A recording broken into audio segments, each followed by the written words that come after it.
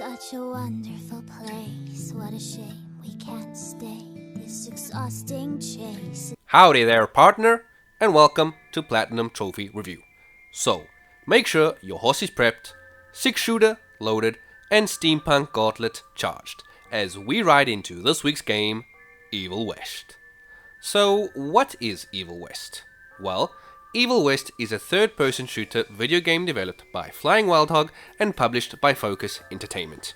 Here you play as Jesse Rentner, one of the last agents of a clandestine vampire hunting organization who must protect the American frontier from supernatural monstrosities. The game was released on the 22nd of November 2022 for PlayStation 4 and PlayStation 5. Evil West has a total of 30 trophies, 5 gold, 11 silver, 13 bronze, and of course, 1 platinum trophy. When attempting this platinum, you are looking at a total of 3 playthroughs, as during this time we'll be hunting down all collectibles, fully upgrading all our gear, which is 2 playthroughs minimum, and beating the game on its highest difficulty, Evil Mode. There are a total of 16 missions in this game. I would suggest playing the first 2 runs on the easiest difficulty, as this way you will learn the ins and outs of the game, and more importantly for the boss specific trophies, before trying your hand at Evil Mode. For this, New Game Plus is available, and every time you finish the game you can jump straight back in thanks to New Game Plus. Just for reference, my first 2 playthroughs were on Story Mode, and the third and final run was on Evil Mode. So as always, we will start with the collectibles. Now, there are 2 trophies associated when it comes to the collectibles. Field Agent, which requires you to find all hidden perks, and Chestnuts, where you need to collect all cash, or in this case, bucks, on all the missions. Now this is a bit tedious, as some maps can have anywhere between 15 to 30 cash scattered around the map. They are not particularly hard to find, though I would recommend the guide, as there are 1 or 2 that are very well hidden. You can find the guide I used in the description. Like I previously stated, you will need every penny you can find, as upgrades for all 9 weapons are not cheap. On your first run you will need to collect all the cash, but on your second run not all on every map, but at least strive for 90%, and by the time you reach mission 14-15 you should have everything upgraded. Important note, every time you level up you will receive 2,000 bucks. Once all your weapons are upgraded, the trophy Boys and Toys will unlock. Keeping to the theme of all weapons upgraded, once this is achieved, you will need to kill at least 30 enemies with each electrically augmented weapon for the trophy Pew Pew Die. The weapons you will need to use to achieve this are your trusty 6-shooter, rifle, crossbow, shotgun, minigun, and dynamite charges. The following trophies are all combat related, so let's power through them. Pointless Violence, perform 15 finishes. Monster Ball, Cannonball, 50 enemies. Slam Champion, slam 100 enemies. You will need to unlock the perk first to be able to do this. In the fields, hit 45 weak spots. You will sometimes see a yellow circle on an enemy. This is to indicate their weak spot. Use either your rifle or crossbow to shoot these. E-Rodeo, kill 20 enemies using the E-Combo. Using E-Combo helps lessen the cooldown on all your weapons. Mighty Mitten, kill 10 enemies in a row using the gauntlet after obtaining the revolver. Easily done in the first chapter, but if not, by the end of chapter 3 there's a good spot to do this and farm cannonballs as well. Chewing Volts is to use up 15 energy charges. And the last trophy, Server Forever, is to tear off 100 limbs. The shotgun and finishers will be your best friends for this. Moving on to the boss specific trophies.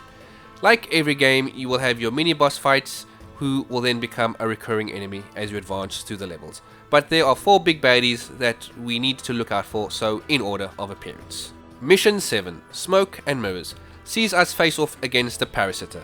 Here you are required to defeat him without killing any of his minions. How this is done: during the fight he will cough up an egg, and after a while some exploding minions will spawn and run right at you. The trick is to let them come right up to you and then roll back just before they explode. Remember, you cannot use any weapons on the minions. If you do by accident kill a minion with a weapon, simply let the Parasitor kill you and restart the boss fight. Buyer friendly will unlock. Got this on my first try.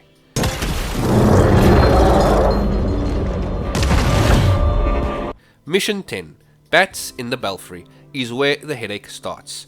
We will meet the lovely creature called the Brutch, who has the ability to heal itself. So of course, we are required to defeat the Brutch without letting it heal.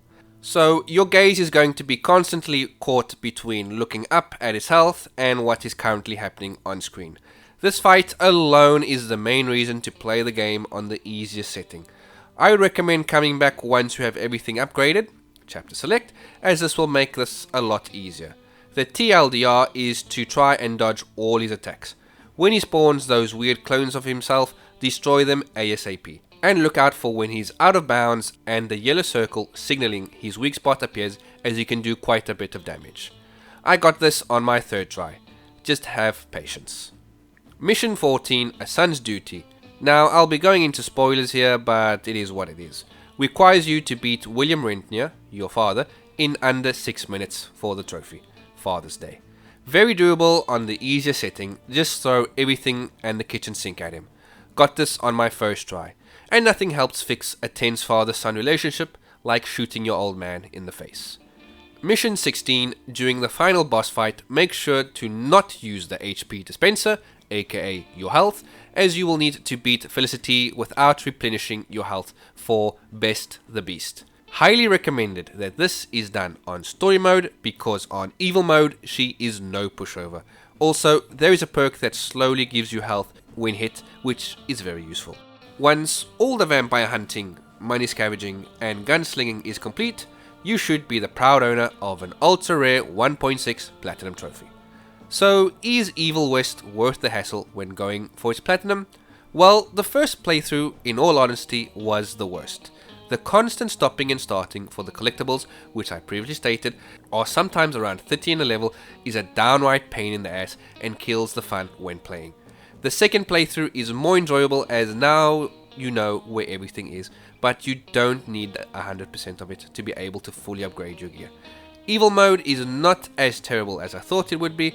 Obviously I went in there with everything upgraded and only had trouble in certain sections. The opening section of the final level is a great example of this, because as you spawn you are greeted by every possible enemy and mini-boss fight. And if you die you have to start all over again. However, the checkpoint system for levels, and especially the boss fights, is a welcome addition. Most bosses have 3 stages when fighting, and once you reach the next stage, if you die, you start at the last stage, and do not have to start all the way at the beginning. Chapter select is also fire, as you can go back anytime to a previous level and get that collectible that you may have missed, and once collected, you are free to leave the level, which for us trophy hunters is one hell of a plus. Gameplay is pretty fun, and you are literally a walking arsenal once you have unlocked all your weapons, though upgrades are crazy expensive and a bit overkill in my opinion. And some mini bosses are just bullet sponges, especially in evil mode, and can become frustrating to play against, as you will unload everything on them and they will still come asking for more. I did encounter a recurring glitch through my playthroughs where when I charged into an enemy to do an E combo, I would sometimes be transported into the air above him and then fall down. But nothing game breaking. But FYI. Trophy wise, nothing out of the ordinary, but the bleeded out trophy for the Brutch is a stick in the mud, as you will have to finish the boss fight to see if the trophy pops. And if it doesn't, then you are forced to play the whole level again, and that's annoying, as you already have to replay this level at least 3 times on your journey to the platinum. Competent game and combat? Yes. Fun? It has its moments. Groundbreaking story and graphics? Well, story-wise, if you told me this game came out in 2006, I would believe you. And the animations for the NPCs aren't far behind. I believe this is a platinum you should add to your trophy list, but I would suggest you wait for that discount first. Evil West Platinum Trophy is a 6 out of 10. Thanks Trophy Hunters for making it this far in the video. I hope you found this helpful. Please don't forget to like, comment and subscribe. Thanks again for watching, and I'll see you all next time.